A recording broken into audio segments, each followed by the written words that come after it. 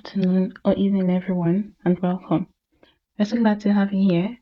Whether you're joining us from your dorm room, your apartment, or from back home preparing for your journey, thank you for making the time to be part of this conversation. My name is Awe Messi, and I work at Aura. So before we dive in, let's do a quick sound check. Can everyone hear me clearly?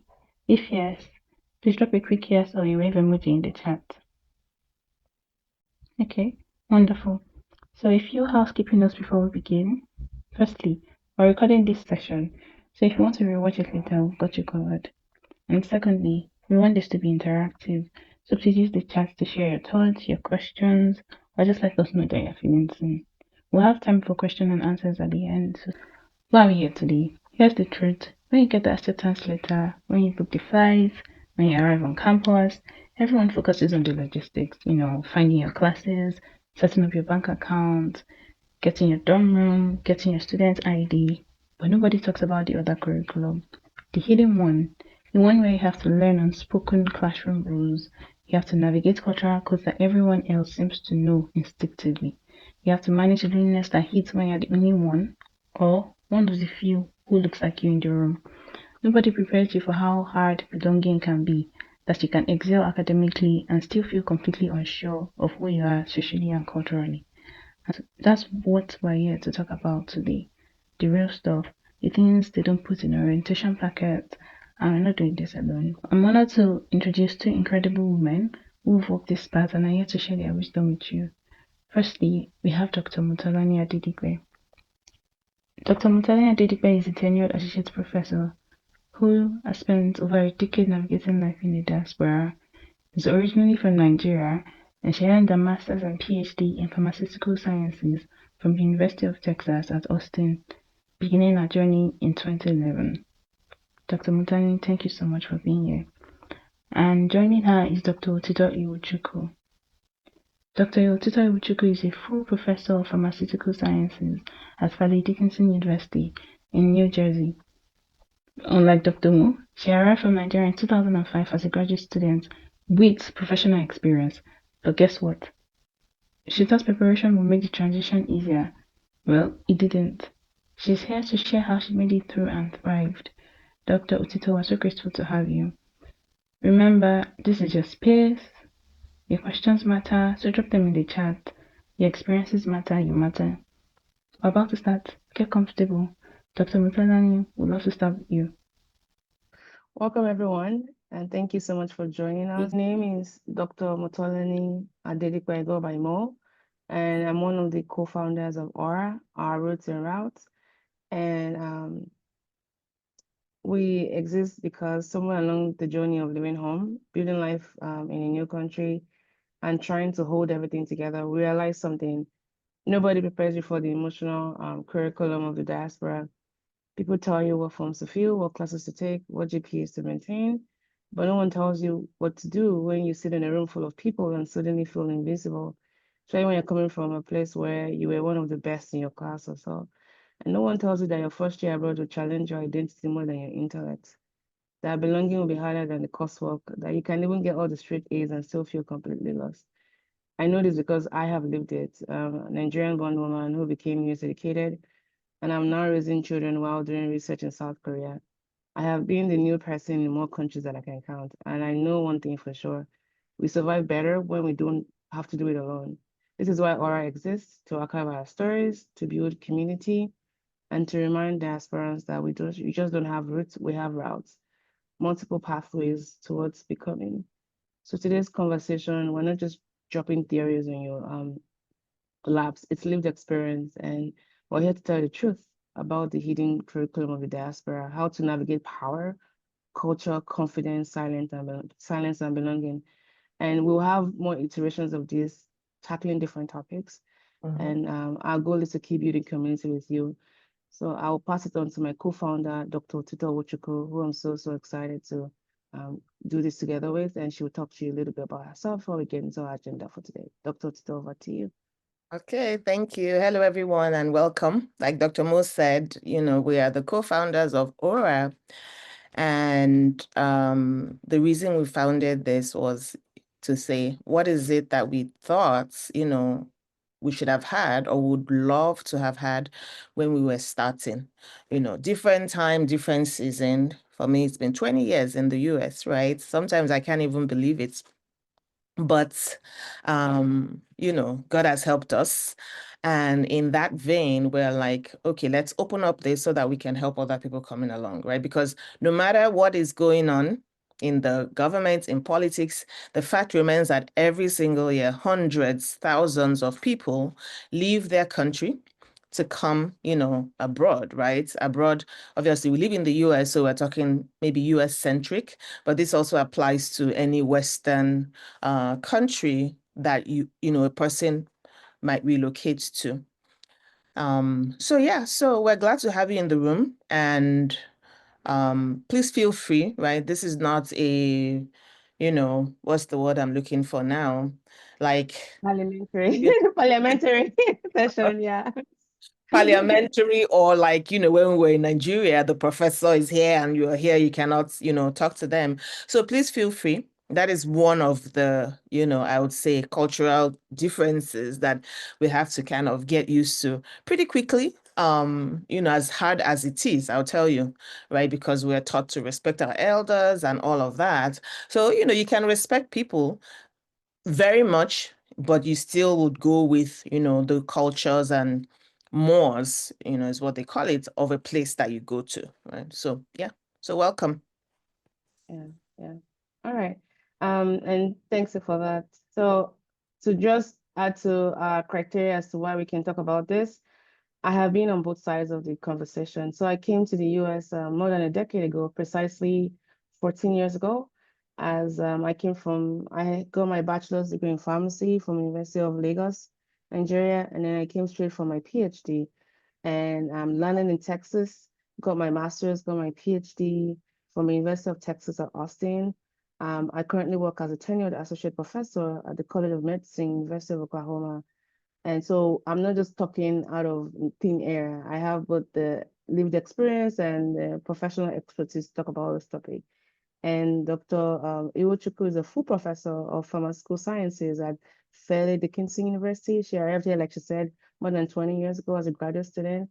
And so again, just wanted to put our credentials down so you can know that we're not talking from the We're all here through different ways, right? We're all here doing different things, but it's the same thing that binds us together. And what is that? Coming into a foreign land, right? And now getting used to the way things are done, the things that people don't tell you, which is a lot, right? So that's what we're going to try to decipher here. Okay, I think Dr. Mo knows my story. I've told you before exactly this, right? I was doing my postdoc. I went to ask for, something that was due to us. Like, this was not a favor. This was like the postdoc program allowed you to do a master's in addition. So I went to ask and they said, oh, no money, you can't, basically like, no. And then the people behind me, there were two Nigerian boys, men, right? What they did, I'll tell you, they went to the budget manager to say, is there money for this, right? They did not go to the program director, went to the budget manager, and she said, yeah, there's money. There's always money, right? Like, people don't use this benefit enough. And so they went back to the program director and said, we want to do this, and we know there's money, right? So his hands were tied. But then I went in and they said no, and I just walked away, right? You can imagine how much that experience taught me. So it's the same thing. Like, if you don't ask and almost like, I don't want to say persist, right? But you can just literally just maybe take the first no without going deeper to say, what are the benefits that are due me in a particular situation? And how do I, ask in the best way possible? I just want to add that I know a lot of us grow up with that saying of a child should be seen and not heard. In this obodo oyinbo, you have to open your mouth. And by the way, fantastic question, Sharon, or comments that you put. You talked about just that timidity. So I schooled in Nigeria. My first degree was in Nigeria. And that's why I be one of the top in my class. I remember just with trepidation having to ask questions in class. it felt like you were being what's the word, belligerent or questioning the knowledge levels of your professor. So I took that to grad school. And I remember when I looked at my syllabus the first year, this was a grad program that you didn't have to do open exams. It was mostly theoretical, write a paper, but there was one part of the class, discussion, which was 40% of your points. And of course, now Nigerian they carry last. I remember smack dab in the middle of semester, I hadn't said anything in class because I was afraid to even, I didn't even know where to even start from, because we are used to just cramming and not even think. I couldn't even think, what was the box to even start thinking outside of? And this was the health policy class where you need to know about the healthcare system, not just of the US, but compared to other healthcare systems. So I remember just the fear of getting a B in the class was much stronger than, the fear of not being able to speak.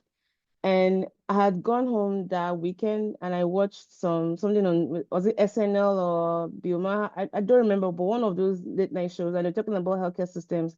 And it gave me something to like hold on to. I was like, I'm going to use this point in class. So that day I went to class. I was ready.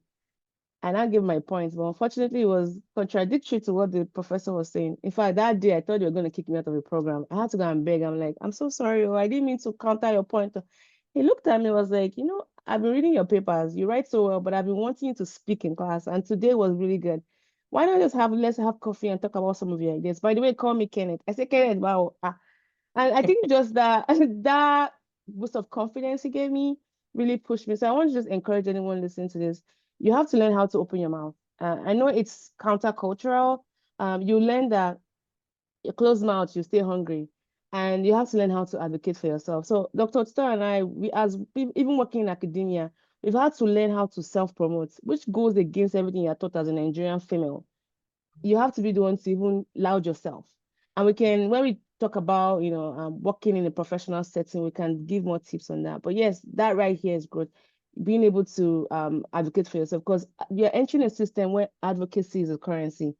And silence just looks like, you can be dying inside unless you open your mouth like this. People will never know what's going on with you because they just thought to mind their business. So please, be courageous and speak for yourself and don't be afraid to ask for help. Yeah. So, And then Fumi had something, or Olufumilayo, right? It's just almost like second nature to shorten Nigerian names, but people may just prefer to have their full names. So she said, being overly respectful made the client see me as less confident. And that is the paradox, right? She hit on a particular paradox that typically happens because it's just like, who is this one that doesn't know what they're doing, right? This is a country, or these are, and now I'm speaking US centric because I don't think this happens generally in the UK, right? The British are more, polite. yeah. But from the United States, right? It's almost like the system rewards the loudest voice in the room, right? That's literally how the system is built, rewards the loudest voice in the room. But then we're here, we're Nigerians. I'm going to now tell you that sometimes, the proverb that says empty barrels make the loudest noise. Loudest noise, yeah. So you will probably see that, right?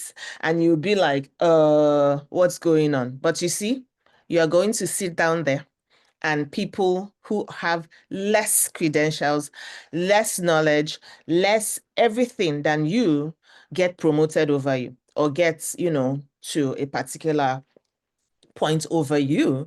And you'll be wondering, what happened? What happened is that the loudest voices get rewarded, or the person who, kind of makes it look like they are working. I worked in the hospital system for 11 years and I saw this happen consistently. Like the people who seemed like they were always working and doing the thing, almost like got more face time than you who were just sitting there churning through things. Now, the supervisors, if they look through the reports, they'll probably see you are doing your work, but they're not doing that, right? They're basically looking at the person who comes and says, oh, I looked at 10 orders today. This patient had this patient had that. Meanwhile, you looked at 100 orders, but you didn't say anything, right? So that's something that again, right, there's a lot of paradox and we just have to be aware, mindful of that and use it strategically. I'm going to say that, use it strategically, right? Yeah. One thing, let me just add to that. One thing you quickly learn in diaspora is code switching, right? Not just in language, but in the respect culture. Like back home, titles are, how we show honor. Sir, ma, doctor, engineer, auntie, uncle, for people who barely know. Here, using someone's first name isn't disrespect. It communicates that you see yourself as a peer. Because in the US, and again, we're using US because that's what we're really familiar with. I mean, the US, respect is horizontal. There's their, perception of equality. Now, I'm currently living in Korea where it's a totally different, form of, it's like more relational. But you have to learn how to read the room. In some rooms, formality ends respect. In others, it makes people doubt your competence or authority, like Fumi mentioned. So the trick is knowing which environment you're in and adjusting without shrinking yourself, right? But make sure you're not doing that to disappear, because before people even hear you talk, how you respond to them, they've already concluded about you. You don't want to give them enough material for them to look at you as less than. And trust me, they can quickly see through you. And unfortunately, if you're Black, some people already have that mentality that, oh, this person is just already less than. That's just the, honest truth. And not that you can change everybody's mind, but as best as you can represent yourself with confidence, go for it. Now, that doesn't mean that I should be rude and, just be too informal. No. Yeah. So I'm going to add to that though, right? And I'll tell you what is that the thing that Dr. Mo said of read the room, I think might be the most important, because in the US, there are places where unspoken, they want that formality. And you don't know it, and you go in there, calling them by their first name, and they're looking at you like, what's wrong with this girl, right? Like, so it's almost like you come in and you think, oh, this place is, what you call egalitarian, flat.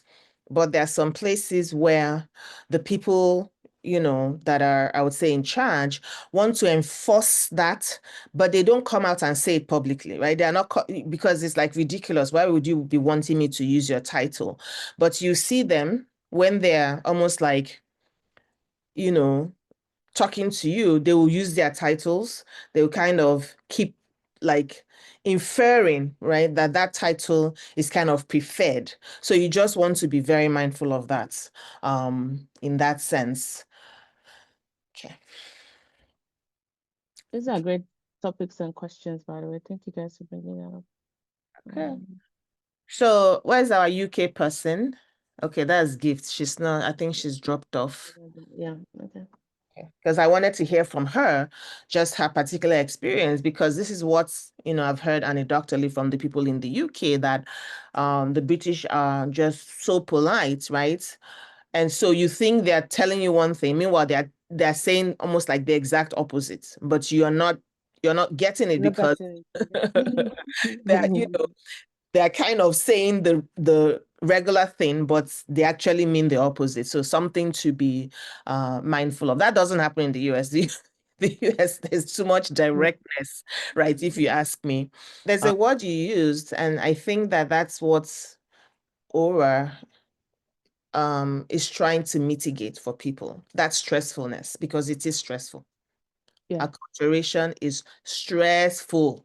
The whole kind of stress. Yeah. And we don't kind of talk about it enough, right? Everyone just assumes you can come in and, adapt, but it's almost like different, right? For different people. Some people are thrown right into the river and they have to swim, by kind of watching people around there. Because that's what happened to me when I came. I would go into a place, let's say a restaurant, and I'm like literally watching what people are doing, right? I'm just like, okay, what are they like bringing out their credit cards? You know what I mean? So I was kind of just looking around to see. And then obviously I'll call my friends who were here before to say, hey, how do you do this? How do you do that? So these are all ways, right? But I feel like now there's so much information, as opposed to, like I said, 20 years ago. But then sometimes the information is too much. You don't even know how to, trickle it down to what you need. And sometimes you can get like completely wrong information. So you need to be mindful about that. Okay. Yeah. I mean, I'll just add to that by saying that, reiterating what I said earlier on, I think one of the best things you will learn as an immigrant is how to be adaptable. And unfortunately, the onus of adaptability will be on you because you're the one who left your country, your safe zone, as it were, Yep. being to explore another culture. So that's going to be on you. And I 100% get what you're saying. For me, the mental gymnastics of constantly having to connect, read cues, and figure people out, almost like you have to have a second degree in sociology. But again, one thing this immigrant journey has taught me is that every culture, every country has its own social code, and part of surviving is learning how to switch. When I came from Nigeria to the US, I remember one time someone was picking me up and she kept saying, "How are you?" And I just told her, "Let's skip past the pleasantry. Can we just go?" And everybody in the car just started laughing. And they thought it was a bit rude, but I just got from Nigeria. So, you know, those small talks, you don't do it. But I have I've started doing, how was your day? How was the weekend? How are your kids? But now that I'm in Korea, oh my goodness, completely different game. And being in my almost nearing 40, I feel like I'm not quite as flexible. Here, you don't even no warm-up chat. If somebody does something for you, you don't bother saying thank you. Even when you're saying thank you, sometimes you have to say it quickly. You get straight to the point. You don't want to waste their day. And which is kind of different from, in the US, somebody does a favor for you, you want to sit them down and be like, "Oh my goodness, thank you so much. That was so," no, just get straight to the point. Don't even thank them, just walk away. So again, adaptability becomes your superpower as an immigrant. You learn to read the room, adjust your tone, your approach, and still stay true to yourself. The way I see it, I'm just creating avatars of myself as I go. So I have boxed my US part, I've put it in a room. When I get to the US, I'll carry that version and control. I'll do like a recovery, what's the word? When you create recovery points in your system. Very recovery. Recovery point. Now I'm living like a Korean. I'm learning to just go as I go. Again, if honestly, if there's one gift from this whole diaspora life is that you become someone who can thrive anywhere because you know how to shift without losing who you are. You're doing great, okay? Even on the days it looks like a lot. So Yeah. I want to get from Sheung, the person who is, beginning school, right? I'm not sure if he can speak. You said you're starting in the spring semester. Is that something that you want to hear from us? Are there questions you have as you're going in, right? Because, entering an academic environment has its own almost like Dr. Mo was saying, the things that you have to learn, right? So obviously you have to do very well in the courses. If you don't do well, there's no leg to stand on, right? In that sense. Yeah. And so it's almost like you have to, just be really great at what you're doing. Now, the other thing that can happen, which sometimes I don't think people recognize, and we're saying this from experience, if you come in and the first semester, it feels like you're in over your head, you need to quickly, find a course that you can switch to, right? And switch. Not that that would happen to you, but I'm just saying, sometimes people stay and they're like, I can handle this. And by the Yeah. time Yeah. you get to the point, it's too late. And I'll tell you why I'm saying this. When I came here, I had to do organic chemistry. Even thinking about it now is giving me like PTSD, right? So the organic chemistry in the US is not the same as the one in Nigeria. I do not know how to explain this thing to you because in Nigeria, we said we did organic chemistry, we had this professor, all that, but it was two-dimensional. Like, and when I mean two-dimensional, you're drawing all your things on paper, just answering like rubbish questions. Then you come here where it's literally three-dimensional. You had to think in terms of planes, orbitals, atoms, electrons. I was so lost. Like, I'm telling you, the first semester, I was like, who sent me? I cried so much. I was like, you know?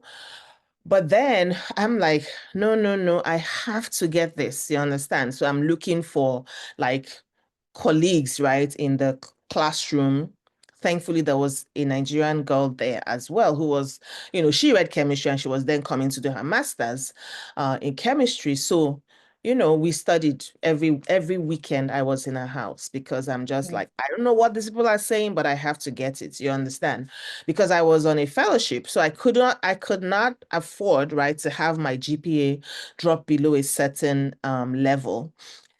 I'm thinking back now, and I think I got a B+ in that course. And I'm telling you that is one of my greatest achievements, because it was like being thrown into the ocean and asked to swim to shore. Like, there was no relationship between what we did in Nigeria and what I came here, what that course was like here. But it's the same organic chemistry, right? So that happens, where sometimes you kind of come in, and the depth at which they're doing the work, which they expect you to know, they're not going to start teaching you the basics, right? So sometimes that depth overwhelms people, and one needs to be mindful of that very quickly, and not let I would say, if my allegory of water, not let that water, go over your head, right? In that sense. So that's what I would say. So, Abimbola, you've described what every one of us has gone through. I went through exactly that. Try if you're be friendly. I mean, I think I'm a friendly person. When I moved abroad, it was super difficult making friends. And there's something someone said about Americans. They can be friendly, but they're not necessarily quick to make friends with you. And as we're, talking about that, I really felt that. And I think it's because we have that cultural expectation that, proximity automatically equals connection. Once I get there, I'll meet friends, I'll meet people, I'll find my tribe. Reality is that networking abroad isn't automatic, it's intentional and slow. And your greatest allies will still be those immigrant people. Because when they say misery loves company, just, again, new country doesn't always mean new people, but just Yes. give it time. Give it time. It's Yes. built slowly, And they're also sizing you up the way you're sizing them up. They also complain that, oh, I don't have friends, I haven't met people yet. But sometimes your community ends up being those other immigrants who are also looking for connection. So, and it might not necessarily be people you assume you bond with. So you're not doing anything wrong. You're just in that in-between space, which is that space between the life you imagine that hasn't formed yet. So keep showing up, keep, being open. And the people you are looking for, they exist, and they're looking for you too, and also people and I know that one thing I also know is that people engage with you when they need something, like asking for help with classwork. I remember one of my greatest allies in grad school then were these three ladies. We formed, we call ourselves Stats Ninja. We took this very super hard statistics course and we couldn't drop out of it, unlike Dr. Tito's advice. We wanted to hold on to it tightly. And we had to set up a Stats Ninja group. So we rotate each other's houses and study, share past questions together. And it's been how many years since grad school now? We still once in a while on Facebook, they pop on my feed and say, oh, hi, Stat Ninja, you're doing great. Again, nothing is wrong with you. It's just, you just have to give it time. Give it time and keep showing up, keep being open. Again, your people exist and they're looking for you too. It just takes time and it's slow. And they don't know your culture. It's not going to be copy and paste. There'll be so many lonely periods. You see people on the streets, but no, not your own people. Like you just want someone that can get your joke. You glance at someone, they can get that joke and then you nod your head. You'll find it. Give it time. Yes. Yes. So I'm Fine. gonna Thank add you. something here. And you said something, and you're right on the mark in terms of the culture, right? The cultural differences. So that's a big one, I'll tell you, with Southeast Asians, right? First of all, the language, like you said, we speak English differently, so there's that, but that's not necessarily a problem. But you kind of have to almost like be aware of their own cultural systems, right? So you don't internalize this. And what do I mean by cultural systems? I'm going to get to that in a bit. But then the other part that I wanted to talk about was, one of the best ways, I'll tell you, to get people together, I don't know if you know this, is like what we call here a potluck, right? You just, bring food and invite people, right? Tell them to bring their own food. They bring your own food. Now, this is why jollof rice is a hit. Like anybody can have it, whether you're vegan, whether you're anything, right? People will eat Yes. rice because there's nothing in it. It's just plain rice And, Southeast Asians, they are the ones that gave us the rice, if you understand what I mean. So they Yeah, can. very well.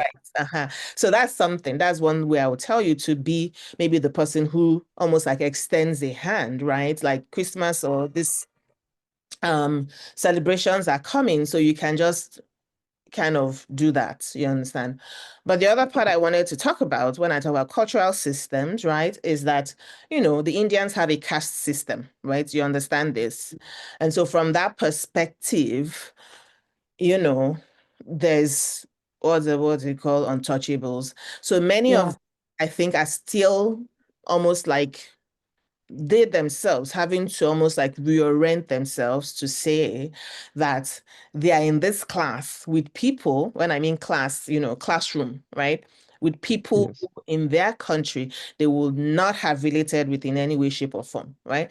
Now, saying this sounds like, oh, why are you saying it? But it's the honest to God truth, right? And so it's good to be very aware of that really quickly. You understand? So that you're not internalizing anything. You understand what I'm saying? It's not about you at all. It's just their own cultural systems are so strong, right? It's almost like harder for them to break out, which is why you see them so like tightly bonded or tightly knit. And then you Yes, very well. Yes. on the outside looking in. So just recognize that. And like Dr. Mo said, find your people. Now that again, there's always an exception to every rule, right? That doesn't mean that you will not find one of them who is more, I would say forward thinking, progressive, and all of that, and who is ready, right, to do this. So what I'm saying is not general, but I'm just telling you that there's a cultural, I would say, underpinning to some of the things that you see. I would need to be aware of that, right? So Nigeria becomes a very interesting country in this sense because as heterogeneous as we are, we're still very open. You know what I mean? Like if 5 Nigerians are here, it doesn't matter if you're Efik or Ibibio or this or you know what I mean. Wherever you're from, everyone just comes together because, oh, it's us, the Indian people, when they get together, they know each other. They kind of know who belongs to what. And their associations kind of go by that, right? So even though they're from the same Yes. country, you find some of them not associating with other people from their country because, like, on a religious basis or whatever basis, they're not supposed to do that, right? So even they kind of have their own internal, I would say, hierarchy. Now, that's why I'm saying it has nothing to do with you, right? So just keep doing what you need to do, right? Which is kind of inviting people, hey, come together, potluck. However, I'm not sure how the UK works, but in the US, potlucks are the fastest way to kind of just get to know people a little bit. They bring their own foods, they'll tell you about it, you then have conversations outside of the classroom. Classrooms. Yeah. I also want Thank to you. take the conversation a little bit outside of the classroom, right? If there's so much pressure to make friends from your classes, take it outside of school. So Mhm. I've built community from church. My church had a small group and they became my lifeline. My mom, when I was moving here, that was one of the things she said, find yourself a church group. And I've since replicated that. We moved around the US a lot. Now in South Korea is one of the first things I did. I really worked on finding a church community. Now, if you're not of faith, that's fine. I did find another community through Toastmasters. And the beautiful thing about the church thing for me was, like, for example, spring break. We don't celebrate spring break in Nigeria. We'll have this whole week of no school. Like, what are we supposed to be doing? But they would pick places around the US. We went skiing in Santa Fe, New Mexico. Me, Nigerian skiing. I've not even gone skiing ever before. So I got to do a lot of great experience. I went horseback riding. I went cliff that Wow. original things that I did because I made friends from people that were not of the same culture. So again, find those things you love doing. Maybe you can join a coding group. I ran for office within the student government, health director. I got to meet more people. We started doing more of policy. So find what you're interested in and make those small communities. That will also make you feel more what's the word, connected as well. Connected, Again, yes. shared Very interest. important. Yeah. And This is so critical because the weather is changing. It's getting really cold. It's going to get really cold, right? And, Yes. at least here in the US, we talk about seasonal affective disorder. I don't know any Nigerian that suffers from that, but it can be very debilitating because you look outside at 4 o'clock and it's pitch dark, at least where I am, right? So the sooner you can get to, almost like do some of these social things that Dr. Mo is talking about, the better I think the quicker the cold season would go. Yeah. And for a lot of these meetings, they've also transitioned online. So, for example, Toastmasters, before COVID, BC, you couldn't even see a lot of virtual groups. But now there's so many virtual groups popping out. If you love listening to podcasts, they have like virtual listening groups. Again, find your community, find your people. They don't necessarily have to be from people from your class, but don't do life alone because your mental health, I didn't know how bad of depression and anxiety that I had until I moved to the US. Maybe in Nigeria, the socialization, as you're leaving your house, people are having conversations with you, whether you are giving them consent to, I'm gonna get fine girl, come here, that all those micro conversations you're having with or without your permission, they're doing things to your mental health. Now, in a country where you are hyper visible but also invisible at the same time, there's a thing it does to your mental health. And if you're introvertish, it can even make it, go down, especially during the cold weather. We don't have cold in Nigeria. Sunny all year long, right? So please, don't but Hamatan is nothing, right? Compared to Hamatan has gone away in Lagos with those days of pollution. Compared to and I know the United Kingdom is even colder, right? Like, let me tell you, that London cold, I don't play with it. My first time in the UK was in February. I almost froze to death. It was in February. Sent me. Your community also determines the level of information you get, right? Be very, very careful of the kind of advice you're listening to. People give you advice sometimes based on the seed of perception. Yes. Yeah. And they recycle it as gospel truth. Please don't. Surround yourself with that's one thing. Calibrating your community. Because they will give it to you like, I've been here longer, you should listen to me. Go and do this, go and do that. But what if that's not your path? Yep. Very important. I have a friend who, was working in the banking sector, and I always like to give the stories, what people call improbable stories, to tell you things are possible. A lot of things are possible. Used to work in the bank, moved here, started out in New York City, kind of started with family there before they moved to Pennsylvania. And everyone said to him, go and, drive taxi, this, that. He was like, I want to work in the bank. It's like, yeah, it's impossible, this and that. That person did not do any other thing. They entered a bank and they became a vice president, right? So if they had listened to all of the, people who were talking to them to go drive a taxi, not saying there's anything wrong with driving a taxi, right? Some of these people even make more money than those of us in white collar jobs. So, it's not about that, but it's about what you want, where you see yourself versus people telling you, X, Y, Z. So that would be one thing that we're going to leave with everyone, I would say. Dr. Mo said it wonderfully, right? And that's what Aura will do for you, right? You come here, you're going to get what we'll say sound advice, because we want you to get to the pinnacle of whatever you want to do abroad, right? The thing again, I say, well, no matter what's going on in the government, no matter what's going on here, this country offers, or the West offers a lot of opportunity, right? Opportunities that we may not have gotten back in Nigeria. So I don't want us to discount that. I feel like no matter what we say, it's like this place has offered us, many, many gifts, right? In that sense, regardless of what's happening. So I think we can wrap it up on that note. We're going to do a session 2, right? So just, be on the lookout for that. And for that, we want you to come with maybe something that we can workshop through. I call it workshopping, right? We can workshop through. So yeah. Before we go, we had 2 people join us, Bukumi and Omaomi. I don't know if they have like pressing questions. And we plan to host this open mic sessions every month and taking different topics. But even if whatever we're talking about doesn't really pertain to your situation, we still want to prioritize you first, and see how we can help support your diasporan movement and migration as it were. Dr. Otito has to hop off, but we just want to say thank you all so much we can you put our email in the chat as well? We're also on Instagram and we're on LinkedIn. We post a lot on those platforms. And since you're already subscribed to our feed with the Zoom link, we'll send you notifications for when next we have this session. We have one scheduled for sometime in December, but we'll send that out.